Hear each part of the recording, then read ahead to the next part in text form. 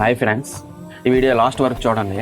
నిన్న రాత్రి 60-70 స్పీడ్తో 10-15 ఏళ్ళ కుర్రోడు నా బండికి ట్రాపాడు అని పట్టుకొని నేను అడిగాను, అంత స్పీడ్గా వెళ్తున్నావు, అంత గట్టి గుర్తే నీకేనా ఏదైనా అవ్వచ్చు, నాకేనా ఏదైనా అవ్వచ్చు, ఎందుకు అంత స్పీడ్గా వెళ్తున్నావు, నీ మీద పోలీస్ కంప్లైంట్ ఇస్తాను అని నేను అన్న తర్వాత ఆ కుర్రోడు, నువ్వు ఏడ్ చేస్తావు చేసుకో, నేను మైనర్ని 2 రోజుల్లో బయటకు వస్తాను, నేను ఏడ్ చేయాలి చేస్తాను అని అన్నాడు.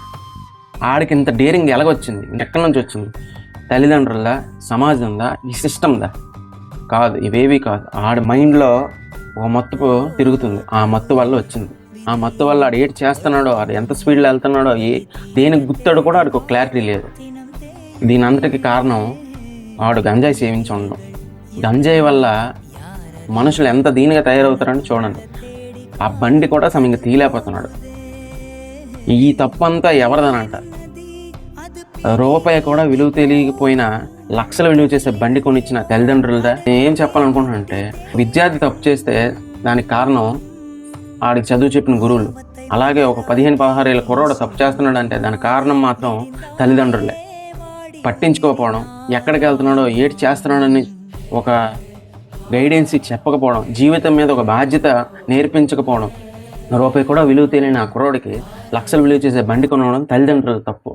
మీ పిల్లాడు ఎక్కడికి వెళ్తున్నాడు, ఏటి చేస్తున్నాడు, ఎవరితో తిరుగుతున్నాడు, ఎక్కడెక్కడికి వెళ్తున్నాడు, ఏ రాత్రికి వస్తున్నాడు, ఇవన్నీ మీరు పూర్తిగా మీ సర్వేలెన్స్లోనే మీ పిల్లల్ని ఉంచుకోవాలి. ప్రభుత్వం అవని, పోలీసు వ్యవస్థ అవని చాలా వరకు ఈ గంజాయి కేసులని అరికట్టడానికి ప్రయత్నిస్తాను. అయినా సరే ఏదో ఒక రూపంలో ఈ గంజాయి కేసులు అనేవి మొదలవుతున్నాయి.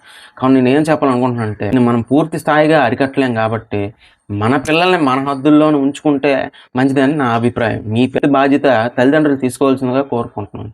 యువతరం కూడా నేను చెప్పాల్సింది ఒకటే, మీకు ఎంజాయ్ చేయండి, ఎంజాయ్ చేయొద్దు అని నేను అనటం లేదు, కానీ అది ఎంతవరకు చేయాలో అంతవరకే చేయాలి. మన ప్రాణాలు తీసుకున్నంత ఎంజాయ్ మనం ఎప్పుడూ చేయకూడదు. మీకు అంత సరదాగా ఉంటే ఒక బాక్సింగ్కి వెళ్ళండి, ఒక స్విమ్మింగ్కి వెళ్ళండి, ఒక రెజ్లింగ్కి వెళ్ళండి, ఒక రేసింగ్కి వెళ్ళండి. అంతేగాని ఇలాగా గంజాయి మత్తుకు బానిస మాత్రం అవ్వకండి. మీ జీవితాలను నాశనం చేసుకోకండి. తప్పుగా ఏదైనా మాట్లాడుంటే క్షమించండి. ఈ వీడియోపై మీ అభిప్రాయం ఏంటో కామెంట్ రూపంలో తెలియజేయండి.